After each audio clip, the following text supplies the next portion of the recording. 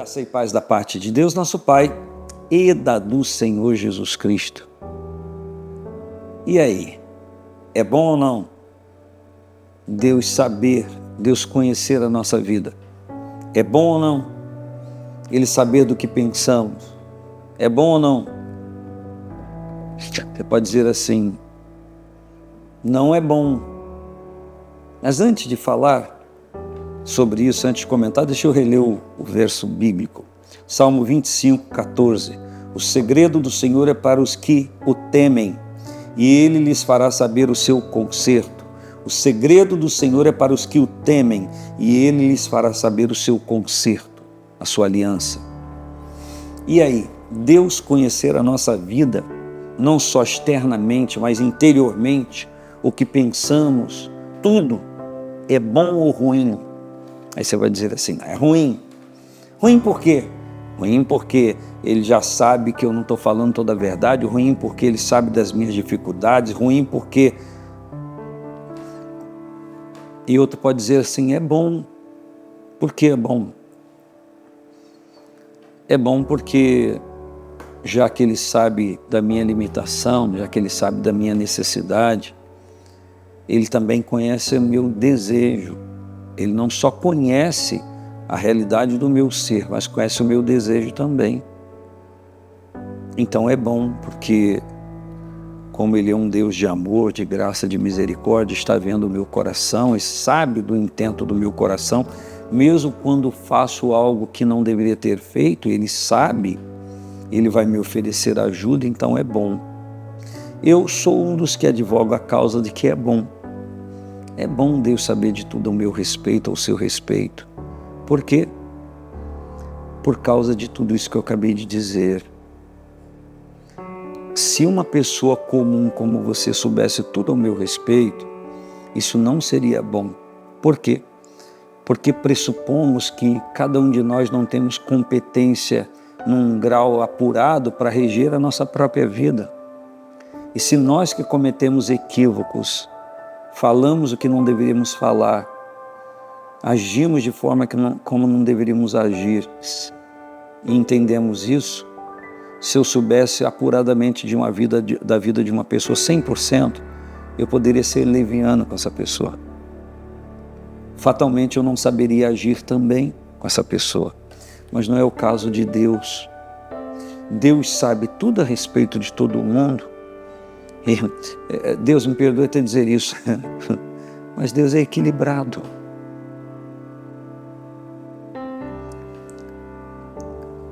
Os atributos divinos que a Bíblia apresenta demonstram isso claramente. Como eu não pretendia falar sobre isso, se eu for me aventurar, talvez eu patine aqui. Mas vamos lá. Uma coisa que eu não sou e você não é, nós não somos 100% constantes em tudo, mas Deus é. Então, confiar no que uma pessoa diz hoje, que ela vai repetir a mesma coisa daqui a 20, 30, 50 anos, é meio complicado. Mas com Deus isso não existe. Vou lhe dizer um versículo bíblico que eu sempre repito aqui, de Tiago 1,17. Toda boa dádiva, todo dom perfeito, vem descendo do Pai das luzes, em quem não há mudança, vem do alto, descendo do Pai das luzes, em quem não há mudança, nem sombra de variação. Então Deus não tem mudança nem sombra de variação. Os princípios de Deus são firmes. A Bíblia diz que a justiça de Deus é firmada na verdade. Então, quando eu me relaciono com Deus, eu estou falando de um ser equilibrado, de um ser constante, de um ser perfeito, de um ser bom, de um ser benigno, de um Deus que não tem amor. Ele é amor, é muito mais significante. Então são sentimentos inerentes à sua pessoa, são atributos, a gente chama isso de atributos que compõem a identificação, a personalidade de uma pessoa. Então a personalidade divina é montada por esses atributos: fidelidade, infinitude, completude. Olha, são tantas coisas a se falar sobre os atributos divinos. Tem até um cântico que diz: assim, é antigo. Jesus, Jesus, nele nós podemos ou devemos confiar. Você precisa e deve confiar. Alguma coisa parecida assim. Por conta de quê? Porque ele não muda. Ele é o mesmo. Nós mudamos de sentimento, pensamento, se o dia está chovendo ou se há sol, se alguém olhou para nós com um sorriso ou com a cara feia, sentimos o choque dentro de nós. Deus é constante, Deus é perfeito. Como conceber um ser assim? Como compreender a possibilidade? O principal bloqueio é a nossa falibilidade, nossa dificuldade de interagir e agir com as coisas. Então, quando eu leio o segredo do Senhor é para os que temem, Ele lhes fará saber o seu conserto, isso é uma bênção para mim. E saber que Ele sabe de tudo a meu respeito é uma bênção para mim.